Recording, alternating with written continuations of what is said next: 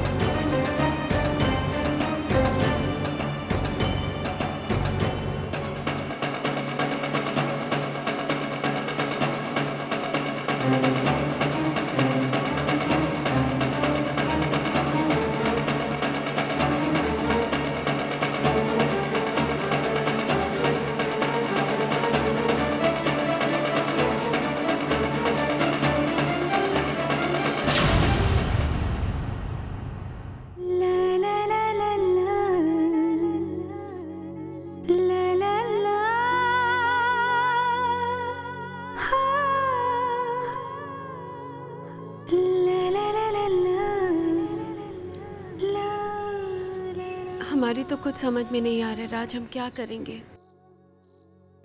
आज महीने की 5 तारीख हो गई है। मनोज भैया और भाभी ने तो माँ पापा को तनख्वाह भी दे दी है।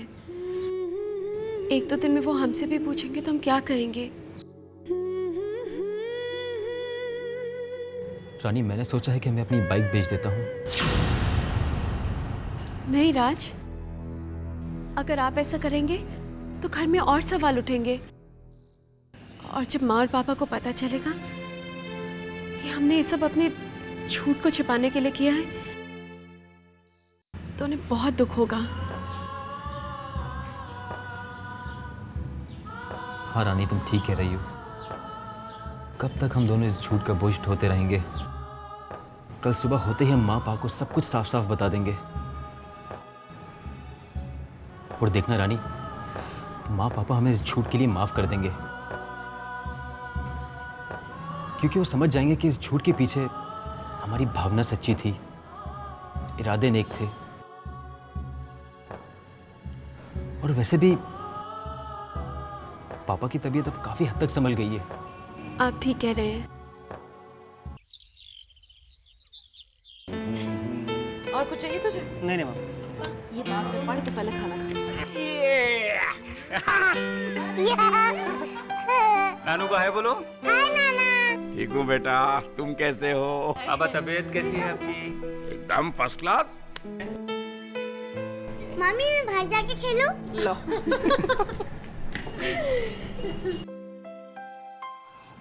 हाय मैं जीजू। हाय दीदी। कैसे हैं आप लोग? अरे राज, तेरी सैलरी कब मिलेगी?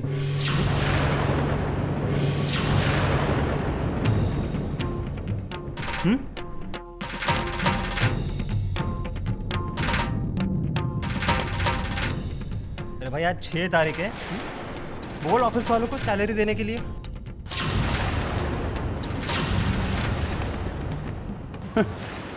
माँ, वो मुझे आपसे कुछ कहना था। हाँ बोल। सुनिए मैं तो लुट गई, मैं तो बर्बाद हो गई। बेड़ा गर्क हो इसका। अरे क्या हुआ, बताओ तो सही। अरे मैंने क्या क्या सपने देखे थे, क्या क्या ख्वाहिशें थी मेरी, सब खत्म हो गई। पर हुआ क्या? वो मेरे गहने। क्या हुआ गहनों को? अरे वो मिल नहीं रहे ना।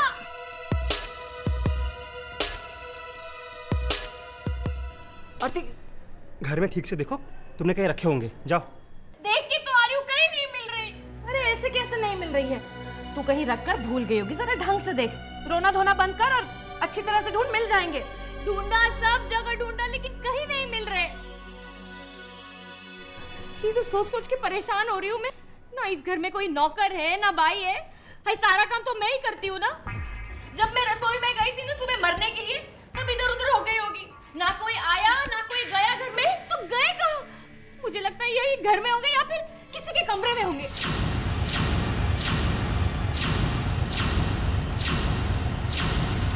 आरती, ये जो तू घुमा फिरा के बातें करती है ना, मैं अच्छी तरह से समझती हूँ। माँ, ज्वेलरी नहीं मिल रही तो नहीं मिल रही। हमारे कमरे में नहीं है, किसी और के कमरे में होंगे। तो ठीक है ना, तुम दोनों यहाँ खड़े हुए क्या कर रहे हो? जाओ जाकर मेरे कमरे की तलाशी ले लो। वैसे बता रहे हैं, अब मम्मी जी सिर्फ आप ही का तो कमरा नहीं है ना इस घर में। माँ आरती ठीक ही कह रही है, तलाशी तो होगी ही।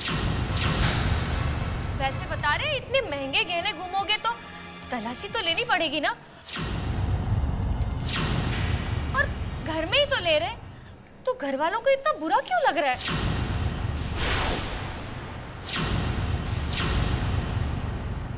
वाह बेटा वाह, तू इतनी बड़ी ड्रामेबाज है, ये तो मैं जानती ही नहीं थी।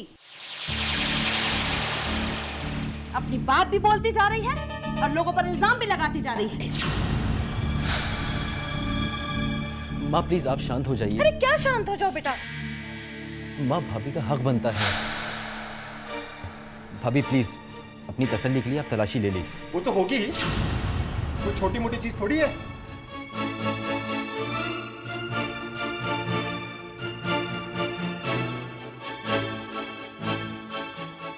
चलो आरती। जा लो तलाशी, जा अपनी बीवी के पीछे।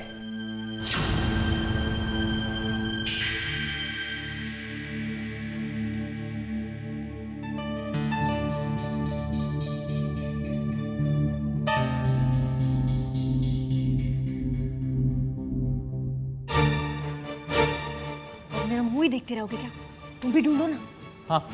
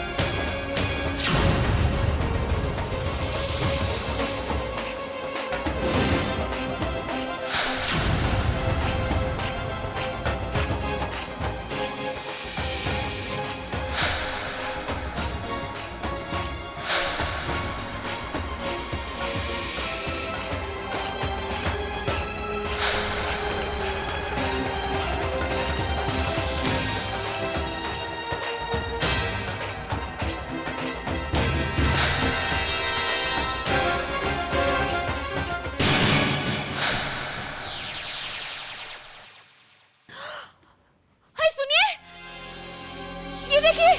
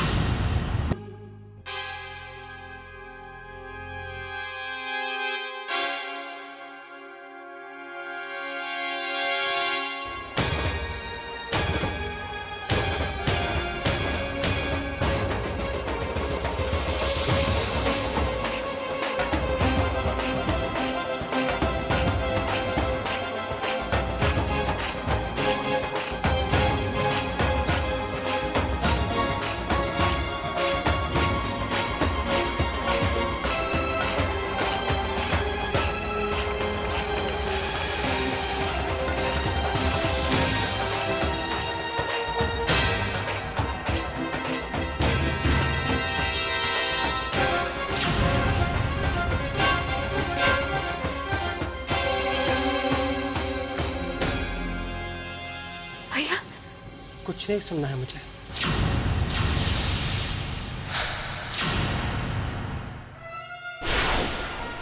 इस घर में बहुत कुछ हो रहा था, बस चोरी की कसर बाकी रह गई थी।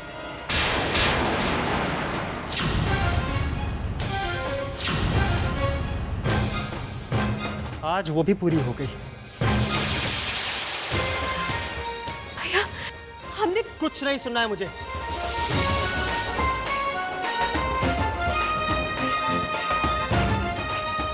चलो आरती।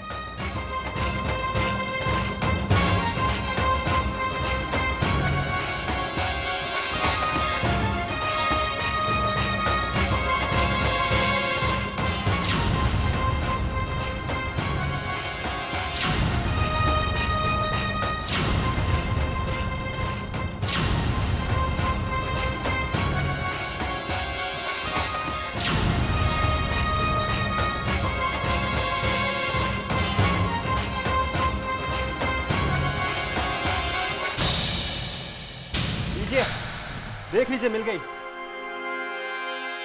आपकी लाडली रानी बहू की अलमारी से।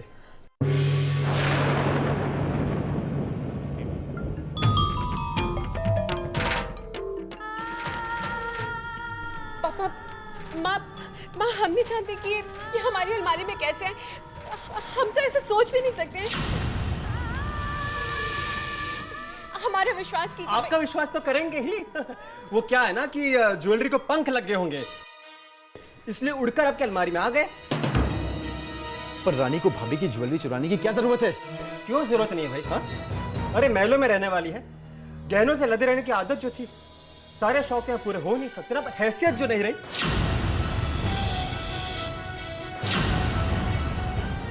लेकिन इसका मतलब ये तो नहीं कि पुरानी आदतें, पुराने सारे शौक बदल जाए। भैया प्लीज रानी के बारे में गलत बातें मत कीजिए। माँ समझाइए ने।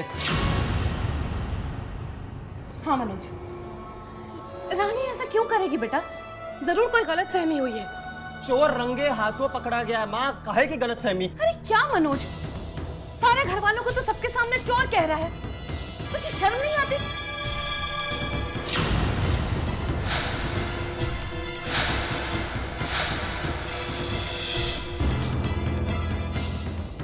अरे जब घर के लोगों को चोरी करने में शर्म नहीं आ रही है, तो इल्जाम लगाने में काहे की शर्म? वाकई तू सचमुच बेशरम हो गया है। तू घर के लोगों को अपना दुश्मन क्यों समझता है?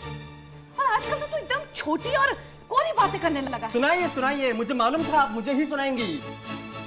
और जिसने गलती की है, आप उसकी तरफदारी कर रही है।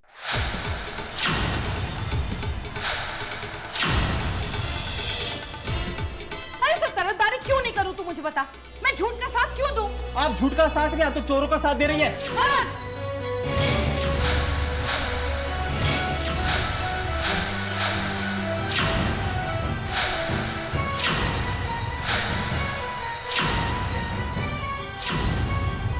खबरदार, खबरदार जो तूने रानी को चोर कहा। बस मम्मी जी, बस। इनको खबरदार कहने की कोई जरूरत नहीं है। और चोरी इन्होंने नहीं, ये है ना, ये आपकी रानी ने की है। और अब क्या कह रही थी? रानी को क्या जरूरत है ना ऐसे छोटे मोटे गहने चुराने की? तो मैं बताती हूँ, जरूरत है और बहुत बड़ी जरूरत है। अरे घुमा फिरा के बात मत कर, साफ साफ बोल, क्या बोल रही है? साफ साफ ही सुन लो, साफ साफ ही कह रही हूँ। अरे मैं तो चुप रहना चाहती थी, लेकिन अगर आपने मेरी जुबान खोल ही दी है ना, तो पूरी बात सुन ही लीजिए आप। मैंने तो हमेशा कोशिश की है अच्छी भाभी और अच्छी बहू बनने की, लेकिन मेरे साथ क्या हुआ हमेशा? है मेरे पीठ पे तो वार ही हुआ ना। और साफ साफ एक बात और कहती हूँ, ये आपका राज है ना, कोई नौकरी वोकरी नहीं लगी ऐसे, ये तो बेकार है। रोज सड़कों पे धक्के खा के शाम को घर लौट आता है। ये क्या कह रही हो तुम? और एक बात साफ साफ कहना चाहती हूँ मैं, हाँ, ये झूठ था ना, ये मुझे पता था। और मैंने राज का पूरा पूरा साथ दिया इस झूठ में, और सिर्फ इसलिए दिया क्योंकि ये चाहता था कि घर में झगड़ा ना हो। मैं कहा चलो अच्छी बात है, घर में झगड़ा बिल्कुल नहीं होगा। भगवान से प्रार्थना भी करती थी कि भैया भगवान इसे अच्छी नौकरी दे दो।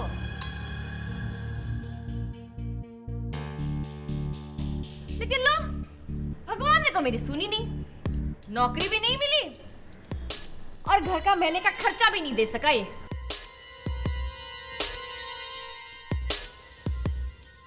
लेकिन देना तो पड़ेगा ना भैया, इतना बड़ा झूठ जो बोला है।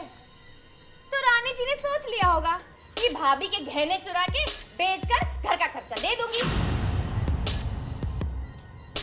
मम्मी जी, अभी तो आपको बात साफ साफ समझ में आई ना? ये सारी बात तो मैंने साफ साफ कही है। बस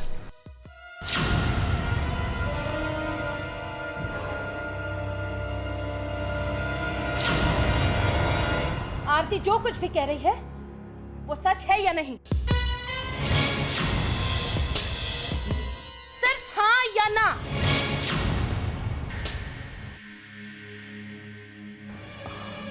हाँ वो हे भगवान,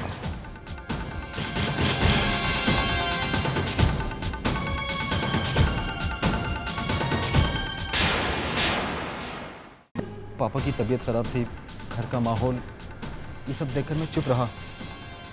माँ, मैं सुबह से शाम तक मैं नौकरी की तलाश में घूमता रहा, मगर मुझे कोई नौकरी नहीं मिली।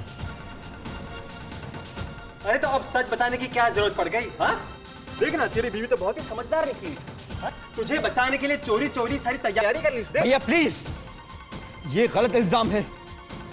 रानी ऐसा कोई गलत काम कर ही नहीं सकती। बस राज, बस। अब तू और सफाइयां नहीं देगा। अरे तू हम लोगों से इतना बड़ा झूठ बोलता रहा। अरे रानी, तुझे बिल्कुल भी शर्म नहीं आई? इसका साथ देती रही झूठ में। और तुम्हें क्या जरूरत थी झूठे लोगों के साथ हमदर्दी दिखाने की? हाँ, अब भुगतो। जिनका साथ दे रही थी ना, उन लोगों ने तुम्हारे गहनों पर हाथ साफ कर दिया। लो। भाभी, हमने कोई चोरी नहीं की भैया, हम तो ऐसे सोच भी नहीं सका। नहीं नहीं, आप लोग तो सोचते नहीं हो ना, आप लोग तो कर दिखाते हो। देखो भैया प्लीज, इसके आगे आपने एक लफ्ज भी रानी के खिलाफ कहा तो मुझसे बुरा कोई नहीं है। तू क्या कर लेगा? हाँ? बस बस, बहुत हो गया तुम दोनों का। अरे कितना झूठ बोलोगे तुम दोनों। जेवर कहां से मिला? तेरी अलमारी से।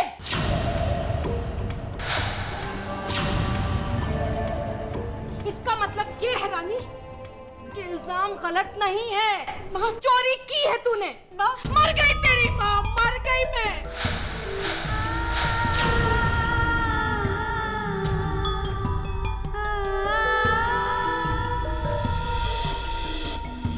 छोड़ मुझे।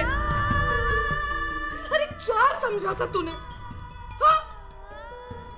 इतना लाड प्यार दिया हमने तुझे, उसका सिला तूने क्या दिया? अपने आप से ज्यादा तुझ पर विश्वास किया मैंने, तुझ पर। अरे बड़े घर से आई है, ऐसी हरकत कभी नहीं करेगी, यही सोचा ना मैंने। लेकिन तूने तो एकदम नीची हरकत करके दिखा दिया। चोरी की तूने, और वो भी इसके जेवर। इसके, ये तेरी जेठानी है, जेठानी है तेरी। मैं तुझे ब्याह कर, बहू बनाकर इस घर में लेकर आई थी और बेटियों जैसा प्यार दिया। कि तेरा घर नहीं था? बोलना, नहीं था ये तेरा घर जो चोरी की तूने हमारे घर में?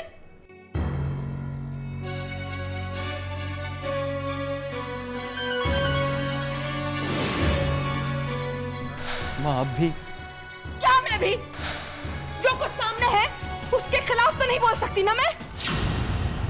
सुरेखा, जरा ठंडे दिमाग से। अरे क्या ठंडे दिमाग से सोचूं? देख नहीं रही आप क्या तमाशा हो रहा है घर में? राज और रानी की बातें भी तो सुन। बिल्कुल नहीं सुनना मुझे। झूठे लोगों की बातें मुझे बिल्कुल नहीं सुननी। सुनिए जी,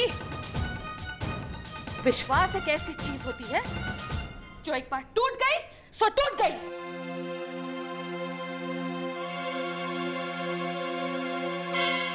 ये दोनों झूठे हैं, चोर हैं, और मुझे इनकी कोई बात का भरोसा नहीं। कल को पता नहीं क्या कुछ कर बैठे ये दोनों। इन लोगों ने मेरा दिल तोड़ा। ये मेरे दिल से उतर गए हैं दोनों। आज के बाद ये दोनों इस घर में नहीं रहेंगे।